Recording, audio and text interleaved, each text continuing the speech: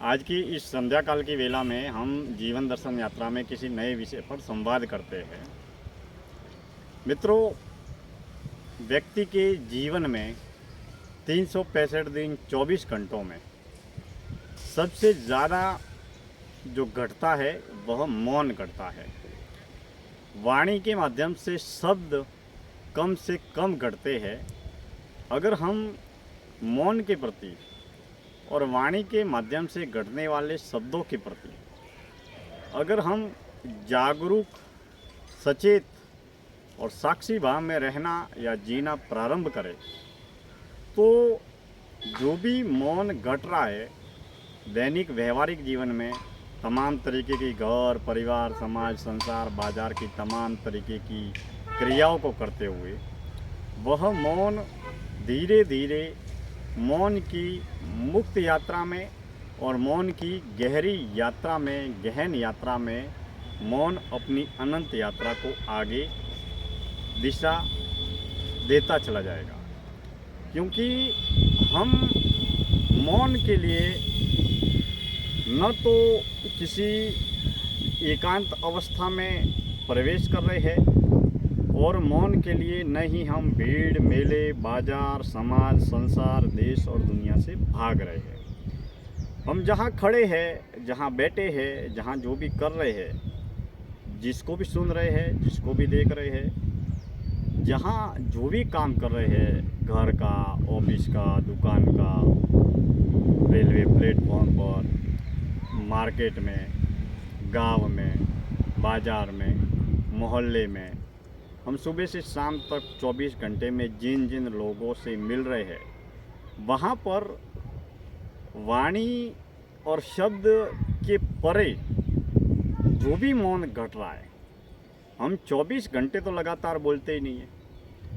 24 घंटे में जहाँ जहाँ कहीं भी ज़रूरत होती है वहाँ बोलते हैं, कहाँ जाना है, क्या करना है, किसी न किसी व्यक्ति से कुछ शब्दों में, कुछ पंक्तियों में हम बातें करते रहते हैं। लेकिन 24 घंटे में सबसे ज़्यादा जो घटता है वह है हमारा मौन। अब मौन जब भी घटता है, वाणी के माध्यम से बेशक शब्द घटते हैं। हम जब बोलते हैं तो शब्द घटते हैं। जैसे मैं भी बोल रहा हूँ तो मेरे मन में उपजे हुए विचार शब्दों के माध्यम से अपनी बुद्धि और विनय विवेक के साथ में ये जमाने के सामने या दुनिया के सामने प्रकट हो रहे हैं। अब घर, परिवार, सामाजिक व्यवहारिक जीवन को जीने के लिए शब्दों का इस्तेमाल करना परम आवश्यक है। शब्द प्रकट करने के लिए दो ही विधियां हैं। पहला है लिखकर और दूसरा है बोलकर। हमारे मन में जो भी विचार, ज्ञान, अनुभव है उसको अगर दुनिया के सामने प्रकट करना है तो या तो लिख कर प्रकट किया जा सकता है या फिर बोल कर प्रकट किया जा सकता है। अब जिस व्यक्ति का जैसा भी अनुभव है, जिस कार्य क्षेत्र में वो रहता है, जीता है, जैसा उसका अनुभव है, वह अपने अपने अंदाज में शब्दों के माध्यम से दुनिया के सामने वह शब्द प्रकट करता है और उन्हीं शब्दों के आधार पर भाषा का निर्माण होता है। मराठी भाषा, गुजराती भाषा, हिंदी भाषा, अंग्रेजी भाषा और बोलियाँ, जो अलग अलग व्यक्ति, वस्तु, धन, साधन, पदार्थ जो भी है, उस वस्तु का जो नामकरण है उसके आधार पर, उस वस्तु का, व्यक्ति का, शब्द के आधार पर तो जो भी शब्द हम इस्तेमाल करते हैं उसी के आधार पर हमारी व्यवहारिक दुनिया चलती है। लेकिन मित्रों, 24 घंटे में हम कितने शब्दों का इस्तेमाल करते हैं बोलकर, या 365 दिन में हम कितने शब्दों का इस्तेमाल करते हैं? अगर हम शब्दों का बहुत ज़्यादा, जितनी ज़रूरत है उतना ही इस्तेमाल करें तो मित्रों हमें मौन में रहने और जीने में बहुत ही सुलभता होगी या आसानी होगी। फिर हम मान लीजिए कहीं पर भी बोल रहे हैं या कहीं पर भी भाषण दे रहे हैं या वक्तव्य दे रहे हैं या दो चार लोगों में बातचीत करते हैं तो एक व्यक्ति बात कर रहा है, फिर दूसरे ने बोला, फिर तीसरे ने बोला, फिर चौथे ने बोला, फिर आपने बोला। इस तरीके से जो ये संवाद की प्रक्रिया, बातचीत की प्रक्रिया चलती रहती है। लेकिन बातचीत के दौरान जो भी घटता है, अगर सामने वाला व्यक्ति बोल रहा है तो वो बोल रहा है, मैं तो मौन हूँ। अगर ये सामने वाला व्यक्ति बोल रहा है तो ये बोल रहा है, मैं तो मौन हूँ। तो उस समय मौन के वक्त साधक के भीतर या हर व्यक्ति के भीतर विचार करते हैं। अब उन विचारों के प्रति जागरूक अगर बने रहना है तो हमें मौन की मुक्त यात्रा को अपने जीवन में अवसर देना चाहिए। मौन का तात्पर्य ये है कि जब भी जहाँ भी शब्द या वाणी नहीं घट रही है, हमें मौन के लिए कहीं हिमालय की गुफाओं में भी नहीं जाना है, कहीं पर भी पहाड़ों में भी नहीं जाना है। संसार के भरे बाजार में बेहोशी के साथ में रहते और जीते हुए होश की यात्रा, साक्षी भाव की यात्रा, मौन की यात्रा, एकांत की यात्रा तय करनी है। क्योंकि भीड़, मेला, बाजार, समाज, संसार, देश, दुनिया ये सब बाहर है, लेकिन पंच ज्ञान इंद्रियों के माध्यम से ये हमारे भीतर प्रवेश करता है।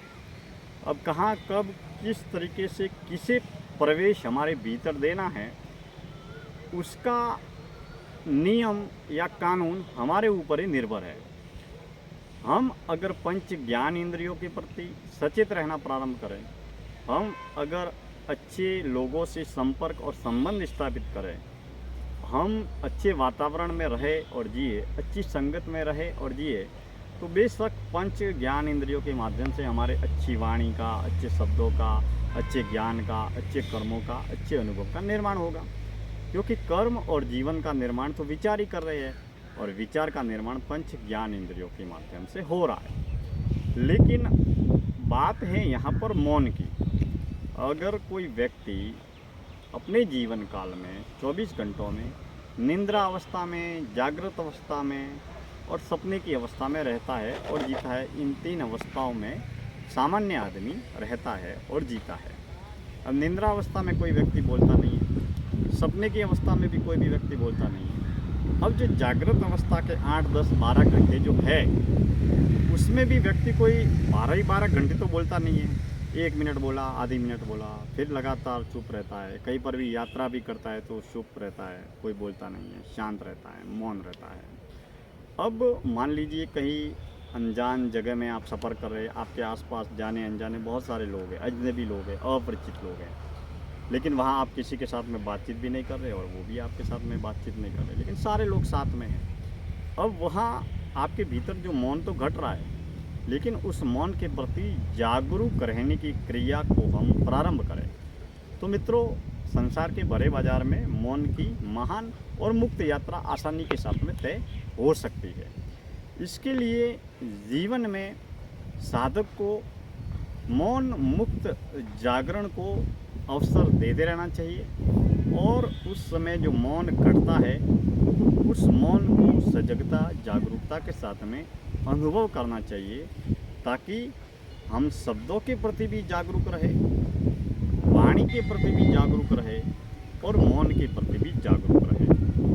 अगर हम लोगों के और अपने बोले गए शब्दों पर, वाणी पर और मौन पर, तीनों पर अगर जागरूक रहना और जीना प्रारंभ करें तो मित्रों, हमारे जीवन के प्रति जो समझ है, ज्ञान है, और अपने जीवन को खोजने की, जानने, पहचानने, समझने की अनंत यात्रा में अद्भुत वृद्धि होगी। क्योंकि हम बहुत सारे लोगों के बारे में बहुत कुछ जानना चाहते हैं। हम किसी व्यक्ति के बारे में जानना चाहते हैं, अन्य घटनाओं के बारे में जानना चाहते हैं, देश और दुनिया में क्या हो रहा है उसके बारे में जानना चाहते हैं। हम बहुत कुछ जानना चाहते हैं, पाना चाहते हैं, लेकिन सहज जो मौन घट रहा है उसे अगर जीवन में अवसर देंगे तो मित्रों, होश और साक्षी भाव के साथ में हम शब्दों का खेल खेलते हुए, वाणी का खेल खेलते हुए, व्यक्ति, वस्तु, धन, साधन, पदार्थ के साथ में रहते और जीते हुए दुनियादारी और दुकानदारी की तमाम तरीके की नाटकबाजी या अभिनय करते हुए हम मौन की महान और मुक्त यात्रा में नियमित निरंतर रूप से आगे बढ़ पाएंगे। क्योंकि जीवन काल के अंतिम अवस्था में मौत से ठीक पहले और मौत के वक्त हमारा जो असली और सबसे सच्चा जो साथी है वह मौन ही हमारा सच्चा साथी है। क्योंकि उस समय घर वाले, परिवार वाले, समाज वाले, संसार वाले, बाजार वाले सब लोग हमसे अलग हो जाएंगे या दूर हो जाएंगे या फिर साथ में या पास में भी रहेंगे। मान लीजिए परिवार वाले या रिश्तेदार है, मित्र है, गांव वाले, समाज वाले, ये हमारे पास में भी रहेंगे, फिर भी हम आंतरिक अंतर्मुखी आंतरिक अवस्था में मौन को ही उपलब्ध होंगे। और अगर उस समय जिस मौन को उपलब्ध होंगे तो क्यों ना हम आज से, अभी से हमारे जीवन में जो दैनिक व्यवहारिक जीवन में जो मौन घट रहा है उसी मौन के साथ में हम अपनी मित्रता कर लेवे, गहरी दोस्ती कर लेवे, मौन के साथ में प्रगाढ़ संबंध स्थापित कर लेवे कि उस समय वाणी और शब्द भी नहीं कटेंगे। मित्रों, आज की जीवन दर्शन यात्रा में इतनी बात है। धन्यवाद।